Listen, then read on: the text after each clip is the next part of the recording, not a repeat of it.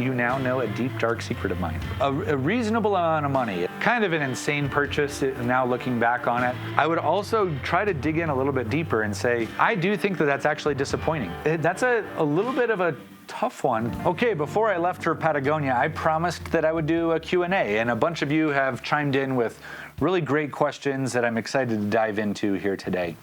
But first of all, what's been going on lately? I just got back from a big trip to Patagonia. I spent 3 weeks at the bottom of South America exploring and hiking, and I just hosted a big group trip, and it was honestly just like such a great time. My wife and I, Christy, we hiked a kind of a route that we came up with. Just ended up being one of the most incredible 5-day backpacking trips with some of the best camping and trails and places to ever pitch a tent that I've ever been to. So I'm super excited. I got a couple of videos that are coming out over the next few weeks showcasing that trip. Before I left, I posed that I was going to be doing a Q&A, and a bunch of you chimed in with great questions. So I'm excited to dive into that today. Question for your Q&A: how would you pack your gear for air travel? Do you pack a suitcase with gear? Some in carry-on. With air travel, you can't take fuel canisters.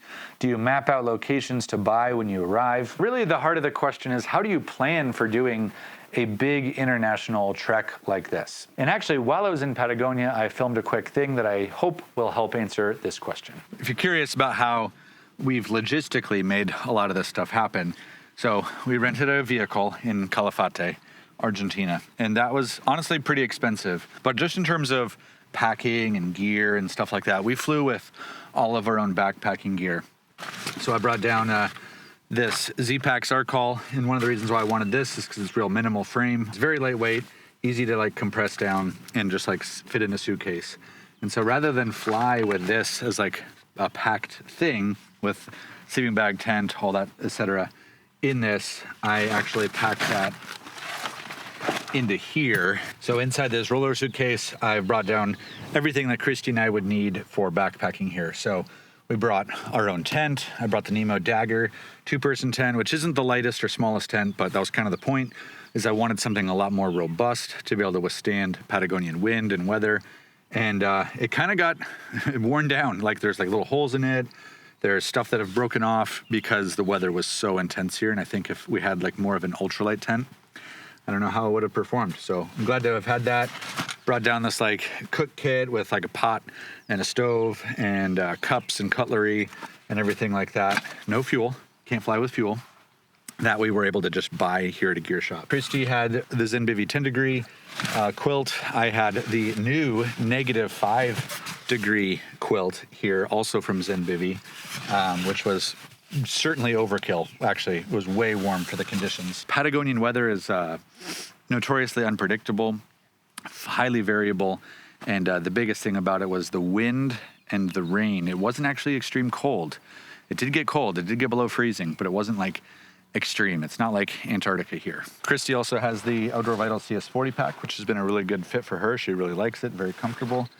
And then we're traveling with a bunch of camera gear. So actually fly with the Pelican case, and that's easier, more protective for my gear, and easier way to pack that up. I got a drone, which actually I haven't been able to fly that much because we're often in national parks. Flying is legal here. Although I have flown it outside of the national park some. And then laptop, hard drive, stuff like that. And obviously just having the Jeep has made things super, super helpful. And of course, just your standard little suitcase luggage here for clothes, toiletries, odds and ends, some extra hiking shoes and stuff like that. So that's kind of how we're making it happen. This Jeep has been fun. It's not like a super capable Jeep. It's actually, it already got stuck just like in the grass. It was kind of funny. It felt like wah wah, like Jeep stuck in wet grass. It was kind of funny. This has been great, and that's how we make it happen down here, how we pack what we brought. Now, actually going to be leaving Torres del Paine. Been camping at this amazing campground, $15 a night per person. Really inexpensive way to be here, especially when all the hotels and lodging are literally hundreds of dollars a night. Packing up, time to head to Port Natalis, which is the nearest place to get gas. And then we are driving back north across Patagonia and back into Argentina. to where we will catch a flight in Calafate. Yeah, I just found a really cool campsite. Oh, I know. Cooler than what we had? No. That one back there. We blew it. All right, we got to stay another night. I know. We're left wanting more. That's the way it should be. Since you can't fly with certain items, most notably fuel canisters, I have noticed that most places do sell those isobutane fuel canisters. South America, they're pretty prevalent. Europe, they're prevalent. There's a lot of places in the world that use this style of stove canister. So you can find those even in like hardware shops or something like that in most of these countries. If you're really going somewhere super crazy, that might not have any of those things, then I would probably recommend getting like a Whisper Light International that you can actually fuel off of like gas or white gas or gasoline even. All alternative fuel sources that aren't as clean burning, but you can use them. But mostly I don't do a ton of forward research because I know in a lot of these towns, or especially around South America, where a lot of trekking is done, it's pretty common to just have gear shops and things like that where you can pick up anything. And actually, you can definitely rent in these countries. So if you want to ease the logistical burden, you can just go and rent pretty good quality gear. I mean, at least moderately good quality gear. That being said, I do like to fly with my own gear because I just trust it more. But you can rent just about anything in most of these countries. I'm going to lead off with a handful of questions that are kind of about Patagonia here. How did you make this trip happen? All of the logistics, beginning, how you planned the trip, what tools did you use to plan the trip, transported gear, how you got permits if needed. It would be great help as Patagonia is one of my dream hikes. I hosted 18 travelers through a group called Trova Trip, which I've used in the past, and that does make things a lot easier where I can kind of show up and just arrive, and I know a lot of the logistics have been planned out. Because I was also doing quite a bit of trekking that wasn't planned by this, I think if you are interested in doing a lot of these treks, it can totally be done, and it is not overwhelming whatsoever, as long as you are willing to fly and be able to kind of figure things out a little bit on the fly. Now, what I love about backpacking in El Chaltén and Glaciers National Park is that you don't need to book things in advance. You don't need to reserve hostels, or you don't need to reserve campsites even, or anything like that. And mostly it's a permit-free system. You don't even really need to do anything for permits, which is what makes this particular location extremely accessible for backpackers. On the other side of the border, you've got Chile and you've got Torres del Paine, which is really famous for like the W circuit, the O circuit. And that's actually a lot more complicated. You need to reserve a lot of those sites in advance, and even like months in advance. And it's very difficult to just show up and just do it on a whim. I think that is more of an outlier than these other places. There's tons of these options of where you can backpack, and you don't need to reserve well in advance, or even really much in advance at all. What I would recommend is just researching on blogs. Actually, it's kind of one of the best ways to research a lot of these, and there's a lot of people that will have resources that make this incredibly easy for you to know exactly what you need to do. I do have the benefit of being able to speak Spanish. That makes it vastly easier. But that being said, there's a lot of English spoken in these countries as well. So even if you don't speak Spanish, you can hire local transportation, you can hire taxis, you can get bus fare to get you around. I totally understand that desire to like pre-plan a lot of the stuff out. And you can do it that way, but you'll spend way, way, way more money planning it out that way. And you can absolutely just show up in country with your backpack, with the kit that you need to go backpacking, and hire taxis to drive you around on the spot.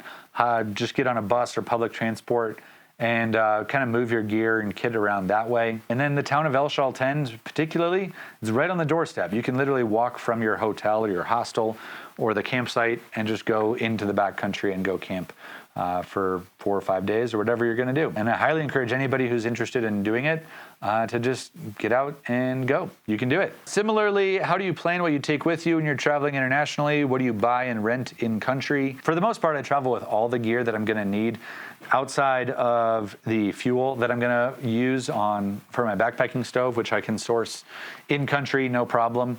I even will bring with me backpacking meals. There are meals that you can buy in the country, but I've found that they're generally pretty boring and lackluster and not tasty. So it's almost easier for me to bring the meals with me that I'm going to going to use. You definitely do not need to go that route. You can just buy all the food that you need at the grocery stores or at the gear shops. You can rent shoes, trekking poles, backpacks, tents. Almost everything you have to have, you could rent in country if you didn't want to bring anything with you. All right, totally not related to Patagonia. There's definitely a lot of questions that aren't about the trip, so let's dive into some of those. What would be a budget 4-season backpacking tent that you would recommend? It's kind of no such thing as a budget 4-season tent. If you look on the gear options, it's pretty much almost everything is over $500. And much of the true 4-season tents are really very, very expensive, like $800 to $1,200. If you are committed to getting a true 4-season winter tent, you're probably going to just have to shop secondhand. I was actually, just before this video, I was looking on geartrade.com, which is just a website that resells gear, used gear. I've used it in the past actually to get winter gear for myself. And it's a great way to get previously owned gear at very nicely discounted rates. And I found some winter tents for as little as $400 that are normally like $1,000, $1,200 tents. It's kind of a crapshoot. You don't really know exactly what you're going to get, but buying used is going to be the best way to do that. However, I would also try to dig in a little bit deeper and say, what are you really needing? Because for the most part, you can use any old tent for 4-season camping. The real difference with true 4-season backpacking tents is their ability to withstand super heavy wind and heavy snow loads. And so if you're going to be doing alpine mountaineering or things where it's more like expedition backpacking, yeah, you need to have something really beefy that can withstand, a foot or two of snow getting dumped on your tent and not collapsing. That's not most people. Most people, even for winter camping, you can absolutely get away with just a regular old tent. And if you get into a big storm, you're just going to have to be a little bit more vigilant about shaking the snow off and maintaining the integrity of your tent so it doesn't collapse under a bunch of weight. But I would absolutely say you can go 4-season backpacking with 3-season gear. If that's where you're at, then I would just say use what you got. But if you're going to go high up into the mountains and you think like you might be camping in a storm that's going to drop a bunch of snow, yeah, you got to get something that has a lot of reinforced structure that's going to shed a lot of that snow load. And those are just expensive. So ones that I've used in the past that I do like are the MSR Access, which is more of like a crossover 3-4-season tent. But that's been really good. It's not super, super expensive. It's like a $700 tent. Marmot Thor, it's a very heavy tent, but it's more of like that traditional mountaineering 4-season tent, which I think I found it online. It's maybe discontinued for like $500. That's a really great tent. It's very heavy. It's like 8 pounds, but it will withstand quite a lot. And then I don't have a lot of experience with other options, but a very common, popular method is using those like single pole structures, either from like Hyperlite or even Nemo has some that kind of are almost like teepee tents.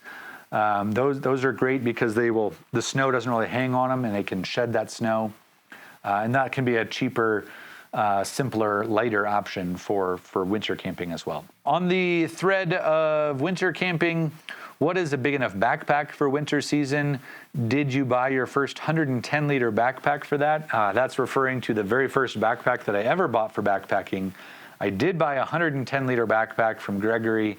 Kind of an insane purchase now looking back on it. And I filled that thing to the brim. I didn't know what I was doing, and I just backpacked with a truly massive overkill backpack. But no, that was not even for winter camping. That was just me not knowing that 110 liters is way, way, way too big for backpacking. But I would say it's definitely a challenge to fit everything you need into a regular backpack. But I've gotten winter gear, true winter gear, down into a 55, 57 liter backpack. The Mystery Ranch Radix was actually a good fit for that. I would say 60 liters is kind of like that point where it's going to be a tight fit. 70 liters is a lot more spacious for winter gear. 80, 90 liters, if you're doing more like expedition and stuff like that, you need a lot of food, a lot of extra gear, clothes, then that might be the way to go. But if you are really doing like winter backpacking and camping, I would look into doing like a polk sled or like building something that you can actually drag behind you. Because if you're moving through deep snow and you've got, a 80-liter pack filled to the brim on your backpack, you're going to be sinking through. Even if you got snowshoes on, it's going to be really, really challenging. So that would be the case where I'd maybe set up some skis and pull a sled, or a snowshoes and pulling a sled. And then that will really lighten your load, so you don't actually have to have much of a different backpack. Benjamin Hoover asks, how do you plan your trips? Do you use certain apps that show you areas that camping is allowed? And separate question, which trip was your favorite for camping? So the first part is, how do you plan your trips, and are there certain apps? And absolutely, Onyx Backcountry has been my go-to app for a long time. I have used other apps. I've used Caltopo in the past as well. I have used All Trails, but I find that building out maps with them they're so beginner oriented. I just don't like using All Trails at all. And if you've been around on the channel, you do know that I have been sponsored by Onyx, but that is actually my premier go-to. It is absolutely my go-to app of choice. I've been using Onyx for a number of years now, and I just find them to be the easiest to use. I also really enjoy a lot of their functions. I use their recent satellite data imagery, especially as I'm going to be doing like some winter camping coming up. I can look at snow loads. I can look at how much, I can really look at recent data from actual satellites to see where it's snowy. There's even stuff with like slope angles and all sorts of stuff for winter trips. But even if you're not doing that kind of stuff, yeah, Onyx is just, it's definitely my preferred thing. I got to give a little bit of a caveat. Onyx has been sponsoring this channel for a long time, but I genuinely do believe in the product, and I've used them for many years, even before they sponsored me, and I've just really enjoyed their service. Honestly, it's one of the best tools that I've found. I use it all the time. Sometimes I'll just sit on my phone and just browse different areas and just look at all the trail options. And actually, if you want to go to the link below, you can save 20% on a little coupon code that I've kind of put together for viewers here on the channel. And I believe in it. I love working with sponsors that I genuinely believe in. They're absolutely one of them. So thanks for the question, and perfect little segue for me to talk about a sponsor. And yeah, so that's what it is. Onyx Backcountry, that's what I use. Oh, and what trip was your favorite for camping? Honestly, that is like kind of an impossible question.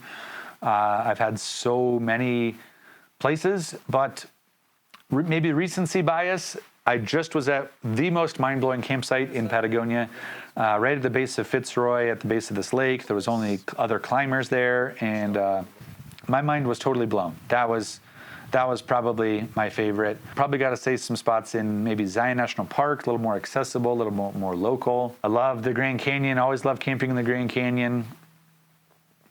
I don't know. Did some of the Root Burn Trek in New Zealand, and that was mind-blowingly good. Too many to count. I gotta leave it at that and move on. Sarah Morgan asks, how much training do you recommend for a beginner before planning a trip like this, or would you need to be very experienced hiker, referring to Patagonia?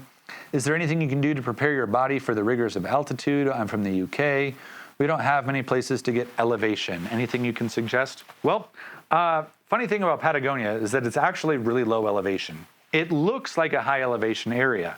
You got these peaks, you've got these big peaks, there's covered in glaciers, and you just are imagining that you must be at like 10,000 feet. You're actually probably at like 1,000 or 2,000 feet.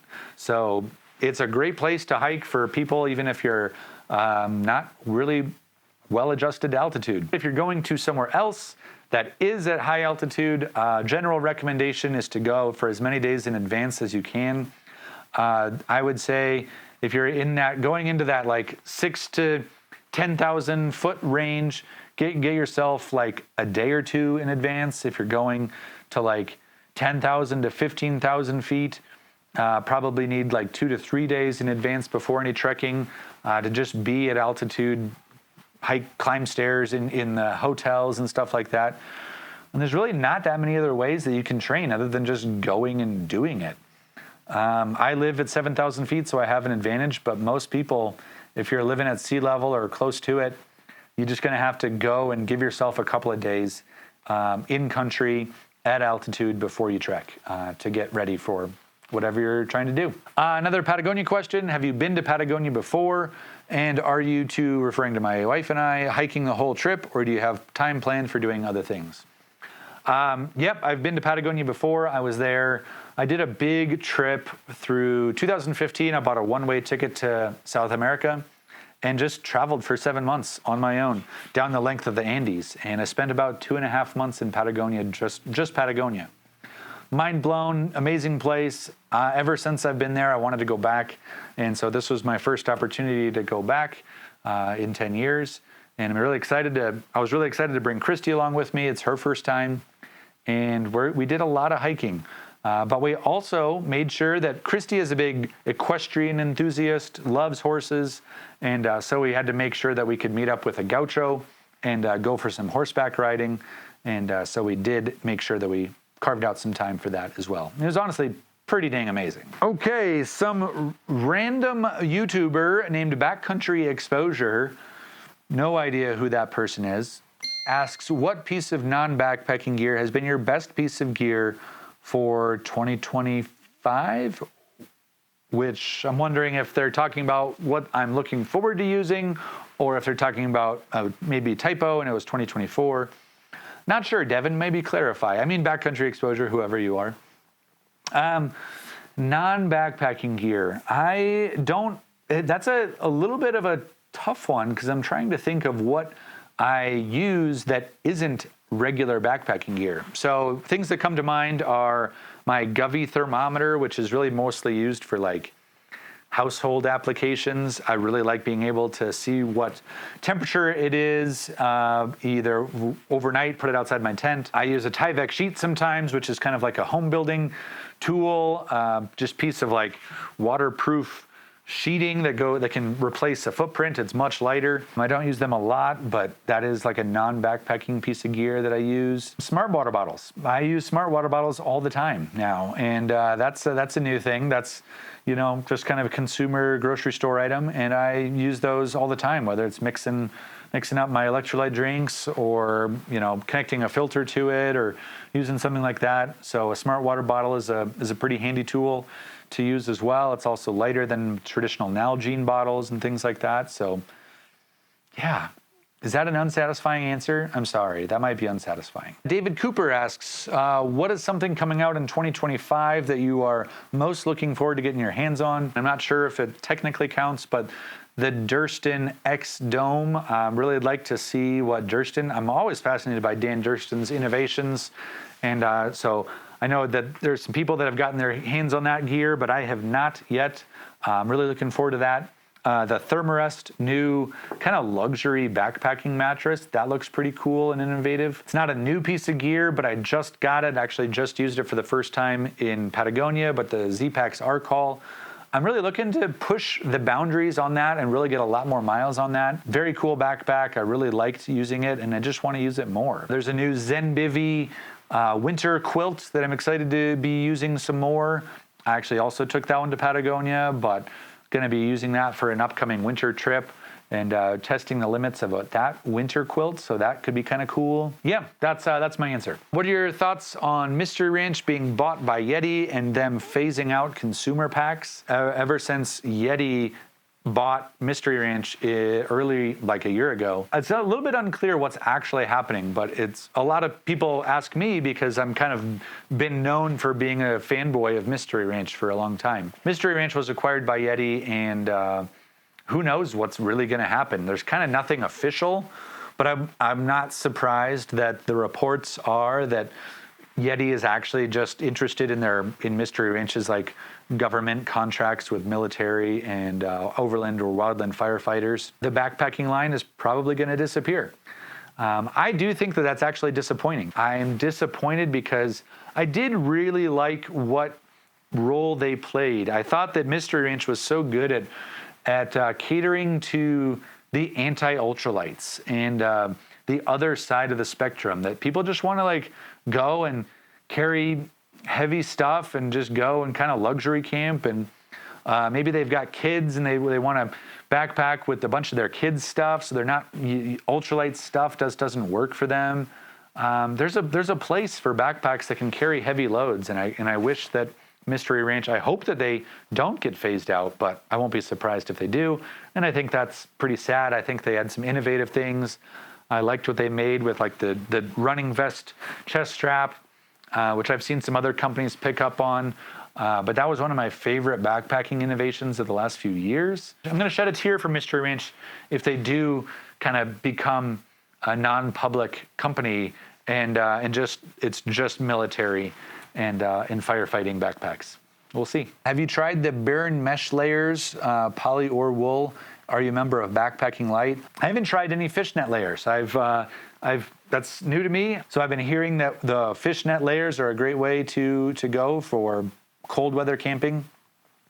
Never done it, and might have to try that out this year. Are you a member of Backpacking Light? Nope, I'm not. I think it's a great resource for a lot of people.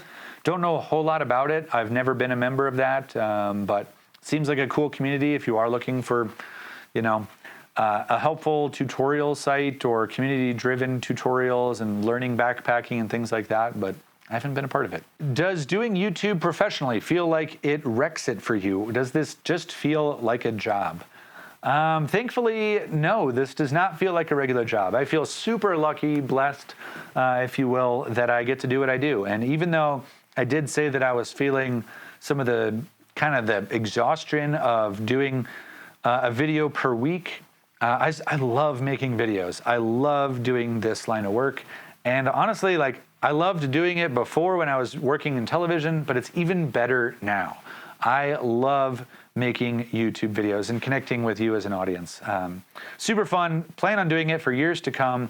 Regardless of exhaustion, burnout, any of those types of things, I just love making videos. So I expect that I'll be making videos for a long time to come. So no, doesn't feel like a job. I am super, super lucky, and I'm thankful that I get to do what I get to do. I had to take a break and get some tea, throat coat, greatest tea of all time. La la la la la la la. That'll do. All right, this one gets a little bit more personal. One glaring question in my head is always, where are you from? Where were you raised, and how did you get to this point in your life? Your influences. Get a little bit personal with boundaries. Just want to know who you are. Well, I'm flattered that you want to know more about me.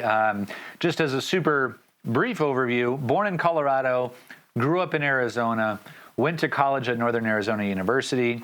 After college, I went and traveled the globe for about a year. I did something that was incredibly influential in my life. I actually did kind of like this volunteer/missions trip called the World Race, which was straight out of college. I had gotten a degree in business management and finance. Didn't feel right, didn't want to go down that road, and so I jumped onto this volunteer opportunity, traveled to a bunch of different countries, mostly countries where poverty is extreme. Places like Nicaragua, Mozambique, Lesotho, Cambodia, a bunch of different places, but those were some of the standout places to me, and it just completely changed my life in many, many ways, really reset where I was going in life, and certainly altered the trajectory away from finance and what I would have done over there. Got married, ended up getting divorced, which I've talked about in other videos. And then I took a job in wilderness therapy, which was probably the next giant turning point in my life. And spent 3 years working as a professional guide and in wilderness therapy, which was a very strange job. But I worked with kids and adolescents and young adults that needed major help in life to get their lives together. During those 3 years, I spent more than 200 nights a year outside.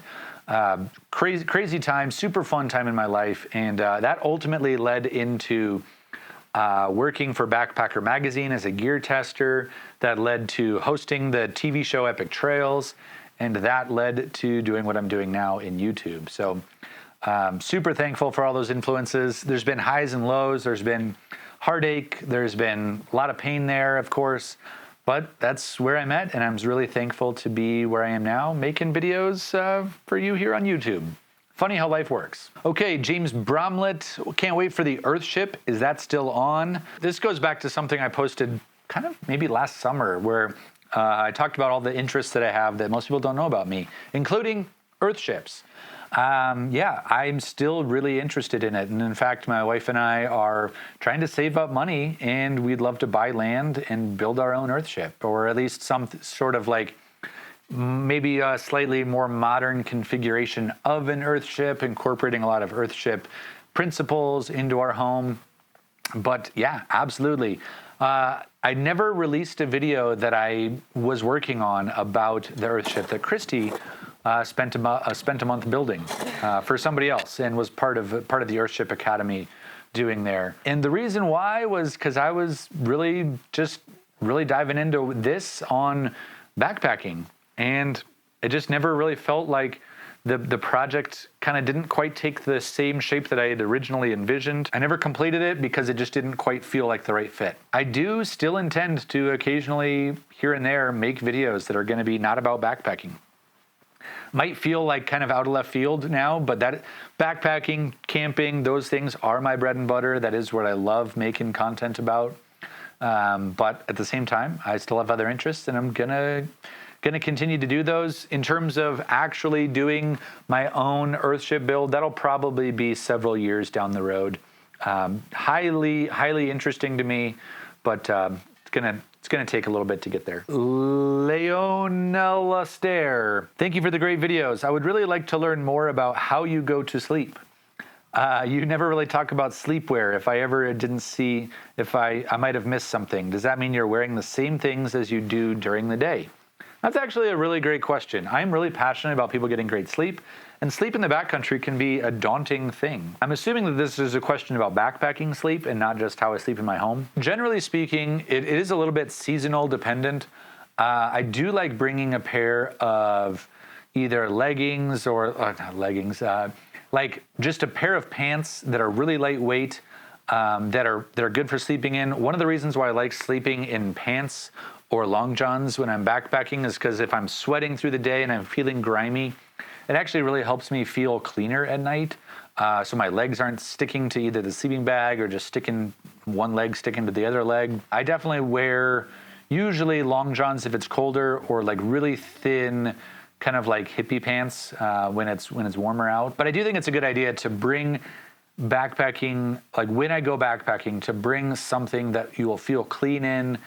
When you feel clean, you will generally sleep better, and then that will, to me, that's worth the extra little bit of weight that it takes to carry that, because I feel like it's a small weight penalty for a big gain in comfort. Does that make sense? Question from Sweden. Most of the stores that sell the Mystery Ranch Bridger 65 have very few backpacks left in store. Is an updated version in store? Planning on buying the current Bridger 65, but do you know if an updated version is coming soon? It's a very specific question, and I'll basically just say I don't expect there to be an update coming out. So if you have an option to buy it, I would get it, especially with the news that Mystery Ranch might be discontinuing that line of backpacks altogether. So if you've got Mystery Ranch gear, it might become collector's items. I've got a shed full of backpacks from Mystery Ranch. So a YouTube question, a novice YouTube question. If we start to watch a video and get taken away from it, whether children need attention or the bacon is burning, and you don't get back to it before the computer gets turned off, does the video creator get credit for a half-watched video? Interesting question. Yes.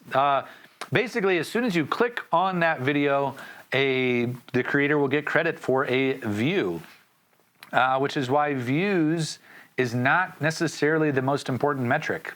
So something that I am much more interested in is average view duration, or the hours that people spend watching my videos. So yes, if you watch 2 minutes of it, I get credit for 2 minutes. If you watch 20 minutes of it, I get credit for that 20 minutes. It'll all look like one view, but the time spent on the video will actually really help me. So one secret way, if you really want to help me, is just to play my videos on the background.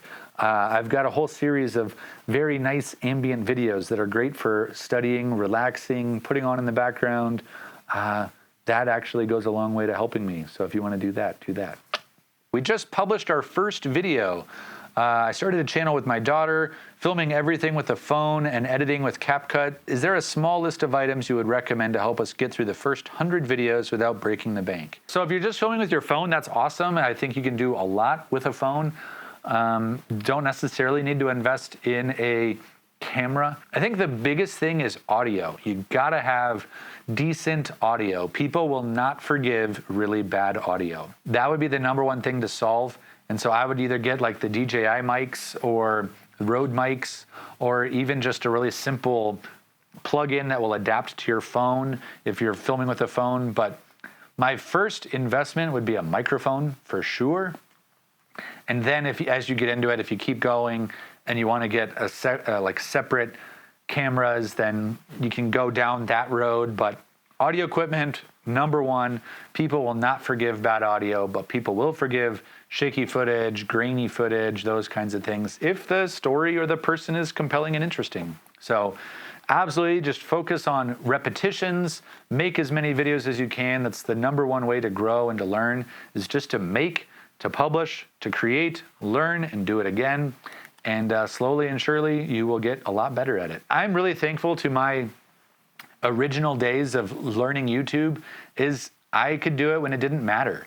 I was working for a television company, and YouTube was like on the side, and it didn't matter. Like for the first couple years, I didn't even pay attention to analytics at all, which is not the case anymore. So like if you're starting and you're just hyper focused on, seeing a video that gets like 12 views or something like that, it can be really discouraging, but just keep going, keep making videos, keep putting them out there, and you'll either quit or it'll work. And those who keep going will reap some pretty big rewards. The other piece of gear that I think is really helpful is just get a battery bank, like an Anchor.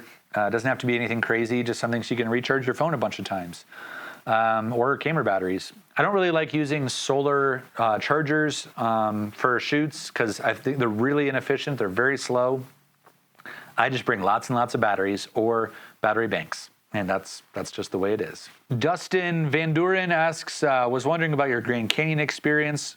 Was that a misdemeanor? Was that a federal level crime? Referring back to my time when I got basically indicted, but got, yes, an actual federal level crime for camping out of bounds in the Grand Canyon. For those who are not sure of what I'm talking about, there's kind of a highly publicized trip I took with Dan Becker. He got rhabdo, had to get evacuated, and our crew ended up through this whole crazy backpacking trip. Followed rangers' directions, but misunderstood by a couple hundred yards. Ended up camping outside of the actual permitted area, and we got cited. And it actually fell on me, and I had to go to court for like a 6-month court battle about this. Ended up pleading guilty, got a $1,000 fine, and now have a criminal record. So yeah, it's on a federal level, not state. So that's kind of wild, kind of crazy. You're talking to a criminal here. A little bit of a question about money. Is YouTube the only way you make money? Do you get money from affiliate sales? Do you get money any other ways? Yeah, YouTube is my full-time profession. To speak a little bit more candidly about money, I make money in mostly 3 different ways.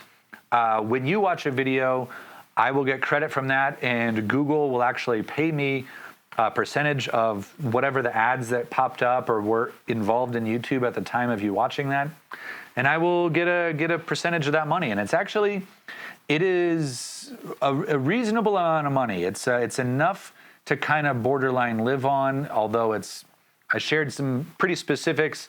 Last year, I made about $20,000 to $30,000 on that, like YouTube AdSense ad revenue, that's pretty cool. But no, that's not enough. So then the sponsorships, which I talked about, taking sponsors, that's kind of about the other half of the equation. I would say that's like a big part of what makes making videos actually like a stable thing. For most creators, myself included. That's the big slice of the pie there between YouTube AdSense and then the sponsorship dollars. That's almost everything. A smaller part of it is affiliate sales, like was mentioned. And that would be things like at the bottom of videos, in the description, I'll have like gear lists and things like that. Most of those are affiliate links. And if you go and buy a sleeping bag or go buy a tent, go buy whatever, I'll get like some fraction of that sale, and that adds up too. I mean, it's a relatively small number in comparison to everything else, but I don't turn my nose up at it as well. And all of those things are the main ways. That's like the trifecta, the main trifecta for most YouTubers out there. I did start Patreon recently, just a month ago, and so that's the 4th branch. All those things are hopefully Gonna make it so that I can make hopefully like a comfortable living. I'm really happy with where things are at. Super excited for all the Patreon members that have joined in. And what's cool is that one of my goals with Patreon is I kind of view it as like another product I'm offering, in a sense, is like more exclusive access to me, if you will. If you got a question, like if you pose it on Patreon, I'll answer it. If you post it on comment here or through Instagram, there's a good chance I'm just going to miss it. That's kind of the four big prongs of YouTube earnings. And that's the nitty gritty. You now know a deep, dark secret of mine. All right, that's it. Thank you so much for posting questions. I hope that this was fun. I hope you learned something. And thanks so much for sticking around and watching it. I've got a few videos coming out on our Patagonia trip in the next few weeks, and I'm really, really excited about those. So once again, if you haven't subscribed, it is the #1 way to help a subscriber. It is the #1 way to help a creator out. So just click that button if you're not already subscribed. And thanks so much for watching. I'm Eric Hansen. See you later, everybody.